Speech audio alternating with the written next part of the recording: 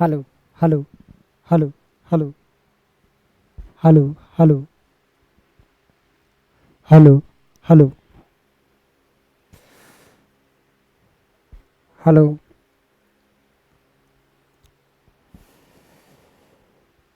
चलिए,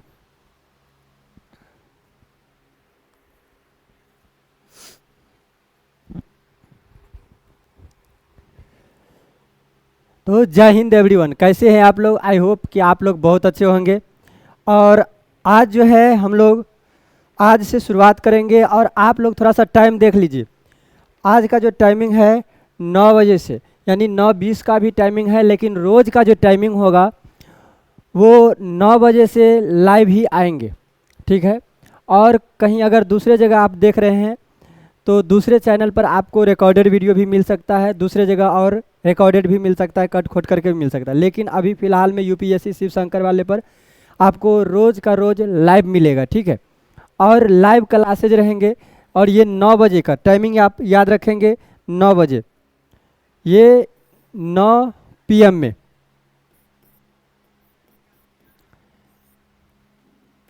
ये 9 बजे लाइव रहेंगे। और इसमें पढ़ाया क्या जाएगा? तो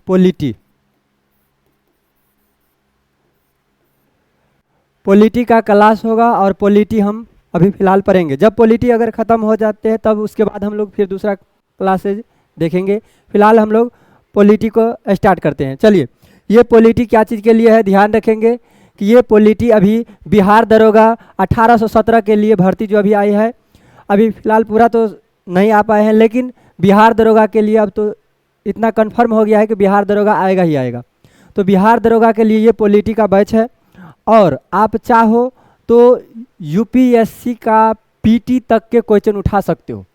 ठीक है, जो अभी हम पॉलिटी बनाएंगे, लेकिन उसमें थोड़ा सा माइंड का खेला रहेगा, माइंड यूज करोगे तो उसमें बनेगा।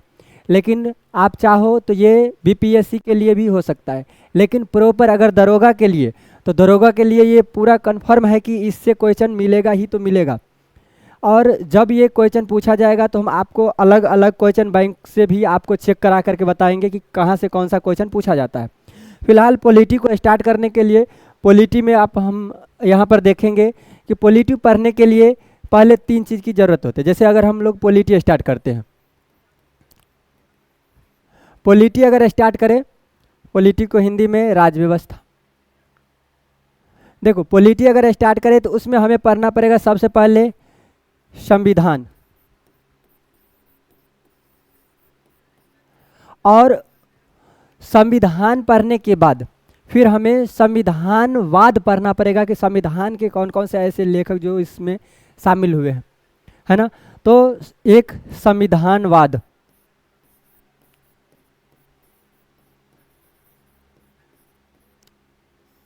वाद। और लास्ट में इसी में ये सब एक एक करके पढ़ेंगे, टेंशन नहीं लेना, एक एक करके पढ़ेंगे। जैसे संविधान हो गया, फिर संविधानवाद हो गया, और यहाँ पर राज व्यवस्था।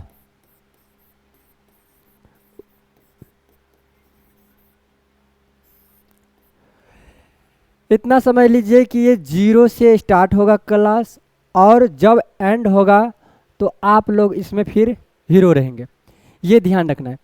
तो अभी हम लोग अगर कोई भी पॉलिटी का स्टार्ट करें, चाहे संविधान स्टार्ट करें, संविधानवाद या राज व्यवस्था, तो ये क्यों है? संविधान अगर देखें तो ये संविधान क्यों है? सबसे पहले संविधान या संविधानवाद या पॉलिटी हम लोग क्यों पढ़े, क्या इसका क्या महत्व है, क्या कैसा है? तो उनके लिए सबसे पहले आप देखिए, आप लोग कहाँ रहते हैं, हम लोग अभी रहते कहाँ हैं? तो हम लोग समाज में रहते हैं। कहाँ रहते हैं? समाज में रहते हैं। चलिए, एक थोड़ा सा नेक्स्ट इसी पेज में रख लेते हैं। हम लोग कहाँ रहते हैं? तो ये समाज में रहते हैं। हम लोग समाज में रहते हैं, तो समाज में विद्यालय होता है, यानी बहुत सारे स्कूल होते हैं। तो समाज में आपको स्कूल देखने को मिलेगा, यानी विद्यालय। ठीक है, आप एक एक करके थोड़ा सा समझते चलिए। अगर आप विद्यालय में देखते हो तो क्या उसमें धार्मिक अलग अलग धर्म या अलग अलग जाति प्रथा पर कुछ समस्याएं तो आती हैं, है ना। और ये नहीं कि बस ये विद्यालय में, विद्यालय मतलब जो हम लोग इंटर तक, इंटर क्या 10 तक पढ़ते हैं, है ना। उसके बाद विश्वविद्यालय भी होता है, उसके बाद क्या होता है, विश्वविद्यालय होता है या महाविद्यालय, विश्वविद्यालय, विद्यालय। आप अगर देखेंगे तो इन सब में धार्मिक समस्या देखने को मिलता है। धार्मिक कोई समस्या, जैसे अगर कोई कलावा बांधना चाहे तो कलावा बांधते हैं तो उस पर थोड़ा सा रोक लगा दी जाती है ना। ये सब रोक लगाते हैं। ध्यान दीजिए, ये जो धार्मिक समस्या होती है, धार्मिक समस्या, तो इन सभी समस्याओं के लिए एक बहुत बड़ा हमारे पास में क्या आ जाता है, तो एक बहुत बड़ा हमारे पास संघर्ष आते हैं। क्या आता है, संघर्ष। और उन्हीं सभी संघर्ष के निपटाने के लिए हमारे पास में है पुलिस, सेना, सरकार। जो भी हमारे पास में जो सरकारें हैं या कोई सेना, कोई पुलिस, ये सब इन्हीं सभी को निपटाने के लिए, इन्हीं सभी को क्या है, ये निपटाने के लिए है। समझ रहे। तो जैसे अगर मान लीजिए इसमें क्या है, संविधानवाद, फिर ये संविधान, ये संविधानवाद, उसके बाद राज्य व्यवस्था, उन सभी को फिर समझने के लिए एक संघर्ष, और संघर्ष में उन सभी संघर्ष को निपटाने के लिए हमारे पास में है पुलिस,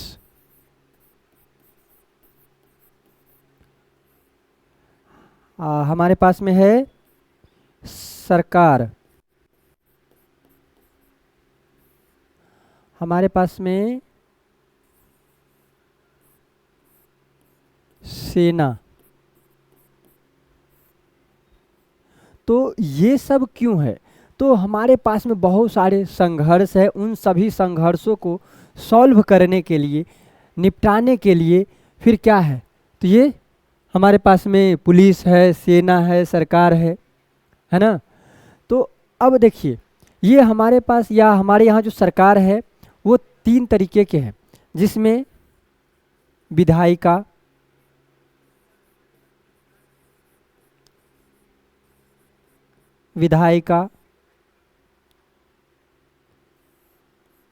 कार्यपालिका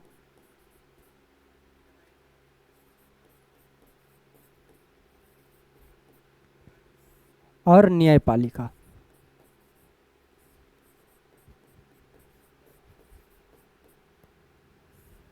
ये न्यायपालिका, इन 3 तरह के सरकार है हमारे यहाँ।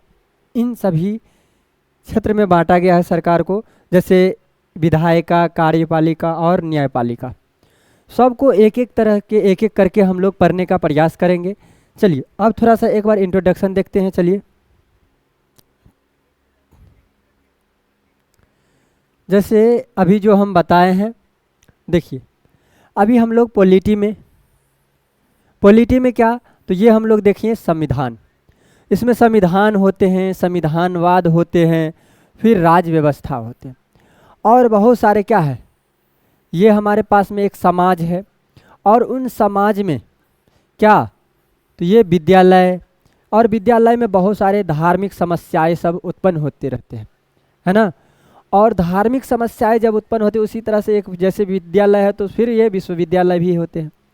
उन सभी संघर्ष, जैसे जो भी संघर्ष है हमारे यहाँ समाज में, जो भी संघर्ष है, उन सभी संघर्ष को मिटाने के लिए हमारे पास में पुलिस है, सेना है, सरकार है। तो यहाँ पर हम लिखें कि इन सभी को निपटाने के लिए, यानी समाधान के लिए, इन सभी का समाधान के लिए क्या है, सेना है, पुलिस है, सरकार है। और सरकार में भी 3 तरह के सरकार, जैसे एक विधायिका, कार्यपालिका और ये न्यायपालिका, 3 तरह के सरकार हमें देखने को मिलता है। चलिए नेक्स्ट देखते हैं। जैसे अगर हम सरकार की अगर बात करें तो सरकार, सबसे पहले इसमें 3 तरह के सरकार, एक तो विधायिका और एक कार्यपालिका और एक न्यायपालिका। तो अभी जस्ट शुरुआत हुआ है पॉलिटी का, तो थोड़ा सा समझने का प्रयास करेंगे। विधायिका जो होते हैं वो विधि का निर्माण करते हैं। कोई भी अगर विधि होगा तो उनका निर्माण कौन करेंगे? तो विधायिका करेंगे, ठीक है, विधि का निर्माण करेंगे। और ये विधायिका में कौन सब होते हैं? तो ये राज्यसभा और लोकसभा दो तरह के आते हैं। एक राज्यसभा है और एक लोकसभा। राज्यसभा जैसे अगर हम बिहार की बात करें, फिर झारखंड की बात करें, अलग अलग राज्य हैं, उन सभी में एक एक अलग से फिर इसी को राज्यसभा, और सभी के लिए ये लोकसभा। ये राज्यसभा भी पढ़ेंगे, लोकसभा भी हम लोग पढ़ेंगे। फिलहाल हम लोग यहाँ पर इतना जानते हैं कि एक है क्या? विधायिका। और विधायिका जो है वो क्या है? विधि का निर्माण करते हैं। क्या करते हैं? वो विधि का निर्माण करते हैं। और विधि का निर्माण वो भी क्या चीज़ का? ये राज्यसभा और लोकसभा की विधि का निर्माण करते हैं। उसके अलावा अब देखते हैं कार्यपालिका में। तो कार्यपालिका जो है वो क्या करते हैं? जो विधि का निर्माण करेंगे उधर, जैसे मान लो विधायिका विधि का कुछ निर्माण कर दिए, जैसे राज्यसभा या लोकसभा कुछ निर्माण करेंगे, तो कार्यपालिका का काम है जो विधि निर्माण हुआ है उसको आप आगे बढ़ाओ, इसको आप काम, उस पर आप काम करो, तो इसको क्रियान्वयन करो। क्या करो? क्रियान्वयन करो।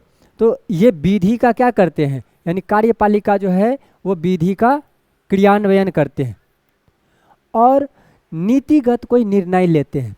कोई भी अगर नीति बनाने की काम होगा, जैसे अभी नीति आयोग चल रहा है ना, तो नीति आयोग को फिर नाम भी अभी चेंज किया गया। तो नीति आयोग जो है वो कोई ना कोई नीति अगर निकाले तो उसमें किसका काम है? जैसे अभी मान लो सभी को 2000 रुपया देने का एक नीति चला दिया है ना, तो ये किसका काम है? तो ये है कार्यपालिका का काम, है ना। और इसमें कार्यपालिका में दो तरह के अधिकारी होते हैं। दो तरह के अधिकारी मतलब एक कार्यपालिका में, सबसे पहले देखिए सरकार हमारे पास में तीन तरह से सरकार चलते हैं। एक विधायिका, एक कार्यपालिका और एक अलग से न्यायपालिका, है ना। तीन तरह के चलते हैं।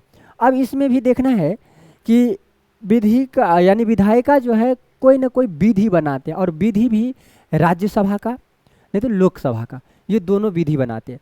और जो विधि वो बनाए हैं उन्हीं विधि का अब आगे बढ़ाने का काम किनका है? तो ये कार्यपालिका, उस पर क्रियान्वयन करेंगे, कुछ ना कुछ कार्य करेंगे, है ना। तो ये कार्यपालिका का काम है। कुछ नीति अगर निर्माण करे तो कौन? राज्यसभा लोकसभा नहीं, तो कौन? तो ये कार्यपालिका कुछ नीति का निर्माण करे, कुछ नीति का निर्माण करे तब। अब कार्यपालिका में दो तरह के अधिकारी होते हैं, एक अस्थाई होते हैं और एक अस्थाई होते हैं। जैसे अगर कोई वोट लड़के या ऐसे 5 साल के लिए जाते हैं तो उन सबको अस्थाई कहते हैं, अस्थाई कहते हैं। और एक अस्थाई होता है, जैसे मान लीजिए डीएम हो गया, एसपी हो गया, ये अस्थाई हो गया, ये अस्थाई कार्यपालिका कहेंगे इसको। और ये भी कार्यपालिका के अंदर आते हैं। और उसी में अगर प्रधानमंत्री है, राष्ट्रपति है, तो राज्यपाल है, ये सब क्या है? अस्थाई कार्यपालिका। ये क्या है? अस्थाई कार्यपालिका के अंदर आते हैं। तो ये अस्थाई में आएगा कौन? तो राष्ट्रपति, फिर मुख्यमंत्री, ये सब किस में आते हैं? तो ये अस्थाई में आते हैं। और अस्थाई में कौन सब? तो अस्थाई अधिकारी में जैसे मान लीजिए डीएम हो गया, एसपी हो गया, तो ये अस्थाई होते हैं। अस्थाई मतलब कुछ ज़्यादा दिनों तक चलते हैं, और कम दिनों तक जो चलते हैं उसको अस्थाई कहते हैं। तो कम दिनों तक या कम सालों तक जो चलते हैं, जैसे मुख्यमंत्री, फिर प्रधानमंत्री, तो ये सब क्या है? ये अस्थाई है। क्या है? अस्थाई। और अस्थाई कौन सा? जैसे डीएम हो गया, एसपी हो गया, ये सब अस्थाई, है ना।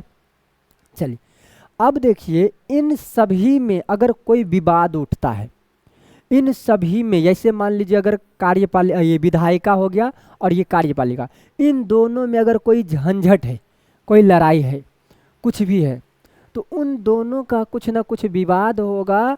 तो फिर इन दोनों का विवाद लेकर के जाते हैं न्यायपालिका में। इसीलिए हमारे यहाँ कितना सरकार की जो सरकार का भाग है, तो सरकार हमारे यहाँ 3 तरीके। पहला विधायिका, उसमें कुछ न कुछ विधि बनाते हैं, आगे जो कार्य करने का काम है कार्यपालिका का। अब इन दोनों में अगर कोई मतभेद हो जाए, टकराव हो जाए, अपने में अपने कुछ लड़ ले, कुछ भी कर ले, तो उन दोनों का निपटारा कौन करेगा? तो उन दोनों का निपटारा कौन? न्यायपालिका करेंगे। समझ रहे? इन दोनों का निपटारा कौन करेंगे? न्यायपालिका करेंगे। देखिए यहाँ पर अभी हम कुछ यहाँ पर देखते कि विवादों का जो निपटारा करते, विवादों का निपटारा करते वो कौन करते? न्यायपालिका करते हैं। याचिका निहित करते हैं ये न्यायपालिका। और न्यायपालिका में ही क्या होता है? तो उच्चतम न्यायालय होते हैं, उच्च न्यायालय होते हैं, और ये डिस्ट्रिक्ट में भी न्यायालय होते हैं, तो जनपद न्यायालय होते हैं ना। तो ये 3-4 इसमें न्यायालय सब आते हैं। ठीक है, उच्चतम न्यायालय,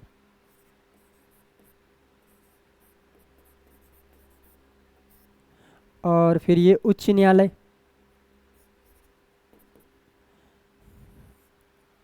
और ये अन्य न्यायालय मतलब जनपद न्यायालय। ठीक है, समझ पाए हैं? सरकार हमारे पास जो है, सरकार के 3 भाग है हमारे यहाँ। एक पहला विधायिका, दूसरा कार्यपालिका, और तीसरा न्यायपालिका। विधायिका का काम है कुछ विधि का निर्माण करना, विधियों का निर्माण करना, ये विधायिका का काम है, जिसमें राज्यसभा और लोकसभा आते हैं। किसमें? विधायिका में। अब उसमें जो कार्य होंगे, कुछ नीति बनाने का कार्य होगा, तो उनका जैसे विधि कुछ बनाए हैं, विधि का क्रियान्वयन कौन करेंगे? तो कार्यपालिका। कौन करेंगे? कार्यपालिका करेंगे। ठीक है, कुछ नीति का निर्माण कौन करेंगे? तो ये कार्यपालिका करेंगे। और इन दोनों में अगर कोई निपटान, अगर कुछ भी अगर मतभेद हो जाए, तो फिर कौन निपटाएंगे? तो ये न्यायपालिका। तो अब ना देखते हैं कि मान लीजिए अगर चाहे वो आप डीएम हो, चाहे एसपी हो, चाहे आप मुख्यमंत्री हो, चाहे कुछ भी हो, उससे कोई मान्य मतलब नहीं, आपको न्यायालय आना ही पड़ता है। अगर कोई आप गलत करते हैं कुछ भी, तो आपको न्यायालय आने का आदेश दिया जाता है, और आप न्यायालय आना ही पड़ेगा आपको। ठीक है, चलिए देखते हैं नेक्स्ट। अब हम सरकार की अगर बात करें, तो अभी थोड़ा सा इसका हम इंट्रोडक्शन पढ़ा रहे हैं, अभी ये नहीं कि हम पढ़ा ही रहे हैं, है ना। तब हम जा कर के अभी फिर संविधान स्टार्ट करेंगे, फिर संविधान बाद पढ़ाएंगे, कुछ कुछ उसके बारे में पहले बता देंगे, फिर राज्य व्यवस्था के बारे में कुछ कुछ बता देंगे, तब जा कर के फिर से हम लोग अनुच्छेद के बारे में स्टार्ट करेंगे। ठीक है, तो चलिए अभी अगर हम सरकार को देखेंगे, तो सरकार हर एक देश में हर एक जगह अलग अलग तरह के सरकार चलाई जाती है। कोई भी सरकार जैसे जहाँ पर जिस तरह के हो सकते उस तरह के सरकार चलाई जाती है। अगर हम पहला यहाँ पर है म्यांमार। क्या है? म्यांमार। अगर म्यांमार में देखें तो म्यांमार में सेना का शासन चलता है। वहाँ पर जैसे वहाँ पर सेना का ही वर्चस्व है, सेना का ही क्या है? वर्चस्व है, सर्वोच्चता वहाँ पर सेना का ही है ना। सेना ही वहाँ पर सबसे बड़े हैं।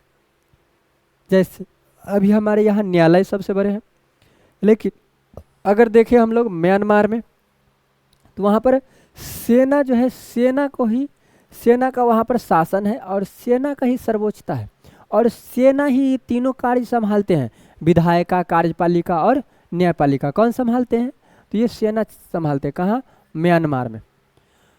अगर हम ईरान की बात करें, तो ईरान में वहाँ पर धार्मिक लोग जो है वो राज चलाते हैं, वो वहाँ पर देश चलाते हैं, धार्मिक लोग, है ना। धर्म में जो भी कुछ, जैसे मान लीजिए अगर कोई धर्म चलाते, तो उस धर्म में कोई एक प्रमुख होगा, तो वही प्रमुख आदमी पूरा देश चला रहे, धर्म का लोग ही चला रहे।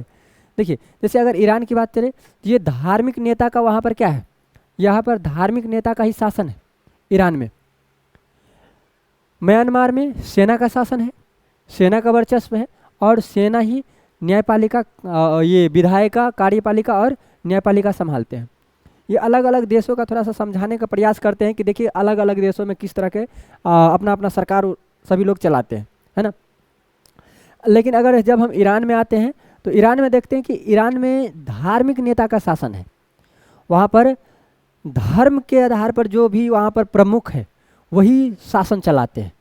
जो धर्म के आधार पर जो प्रमुख है वही क्या चलाते हैं? शासन वहाँ पर चलाते हैं।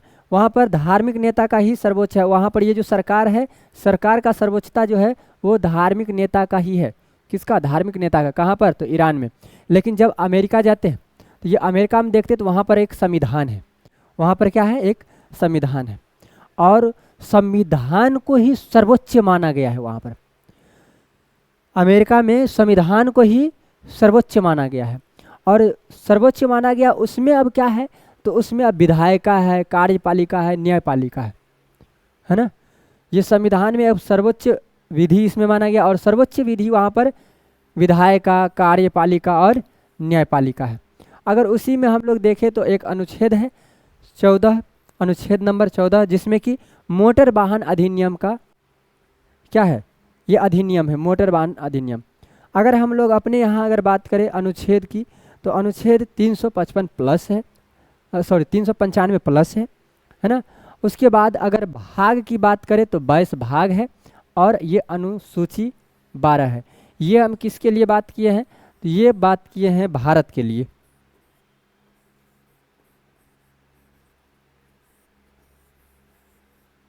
ये हम भारत के लिए बात किए हैं। भारत में अगर देखें 395 अनुच्छेद, उससे कुछ प्लस भी है अभी, और 395 इतना मान करके चलेंगे, 395।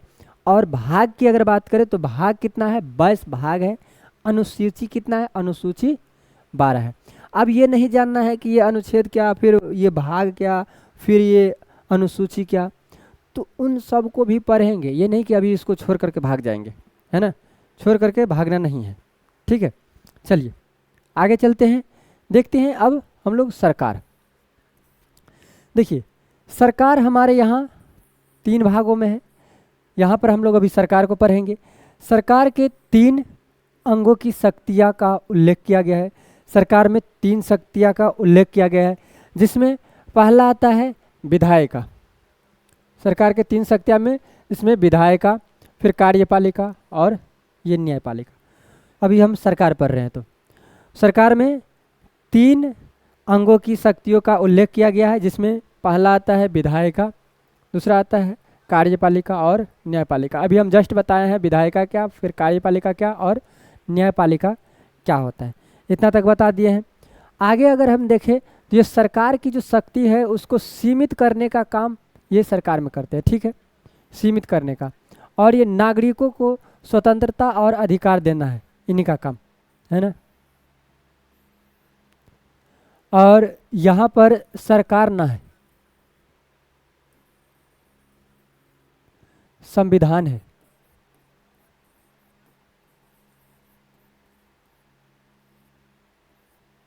संविधान, ठीक है। तो संविधान में सरकार के 3 अंगों की शक्तियों का उल्लेख किया गया है। संविधान के थोड़ा सा अभी डिस्कस कर लेते हैं। तो ये संविधान में सरकार के 3 अंगों की शक्तियों का उल्लेख किया गया है, जिसमें पहला अंग है विधायिका, दूसरा कार्यपालिका और तीसरा न्यायपालिका है ना। और उन्हीं संविधान में ये प्रावधान है कि सरकार की जो शक्ति है, जो सरकार की शक्तियाँ, उनको सीमित किया जा सके, ये संविधान में ही है ना।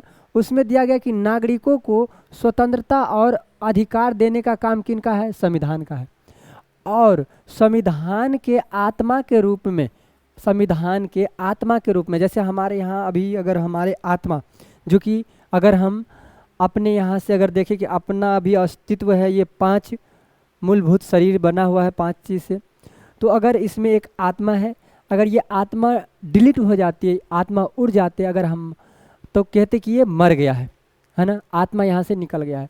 तो समझिए कि एक आत्मा का कितना महत्व है। उसी तरह से अगर संविधान की आत्मा की बात करें, अगर वो हटा दिया जाए तो फिर संविधान उतना वैल्यूबल नहीं रहता है। जैसे अगर शरीर का एक आत्मा है, उस आत्मा को अगर डिलीट कर दिया जाता है, हट जाता है, तो फिर शरीर को कहीं ना कहीं जला दी जाती है, या कहीं हो सके दफना दी जाती है, या हो सके तो कहीं नदी में बहा दिया जाता है, या कहीं पर ऐसे छोड़ दिया जाता है, ऐसा होता है। तो सेम उसी तरह से समझ लीजिए, ये संविधान का आत्मा जो है वो प्रस्तावना को कहा गया। संविधान के आत्मा प्रस्तावना है, मूल अधिकार को भी कहा जाता है, और ये निर्देशक तत्व को भी कहा जाता है। ये संविधान का आत्मा है, ठीक है। इतना तक समझ पाए हैं आप लोग, लिखते भी चलेंगे, ठीक है। आवाज़ है ना, ठीक। चलिए, तो अब हम लोग यहाँ से क्या करेंगे, अब हम लोग नेक्स्ट क्लास में पढ़ने का प्रयास करेंगे। ठीक, आप लोग यहीं पर अभी एंड करने का प्रयास कीजिए, अगर नहीं तो आप कहे तो हम और आगे बढ़ सकते हैं, है ना। आप चाहो तो आप एक हेडिंग लिखने का प्रयास कीजिए। ये हेडिंग है आपका संविधानवाद, ये हेडिंग है आपका संविधानवाद। जैसे अभी पहले हम लिखे ना संविधान, और उसके बाद फिर संविधानवाद, फिर राज्य व्यवस्था। तो कल जो हम आएंगे तो फिर कल वही टाइम रहेगा 9 बजे, 9 PM रोज।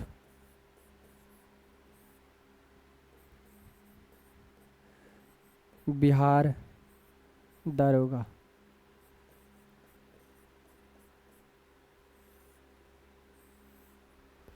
बिहार दरोगा के लिए, ठीक है। तो आप लोग रखेंगे यहीं पर, तो ये हेडिंग दे दीजिए, फिर मिलते हैं नेक्स्ट क्लास में। जय हिंद, जय भारत।